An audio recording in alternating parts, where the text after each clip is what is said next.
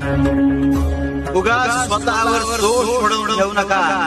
आपण एखाद्या गोष्टीसाठी कारणीभूत व्हावं इतके मोठे आपण नसतो.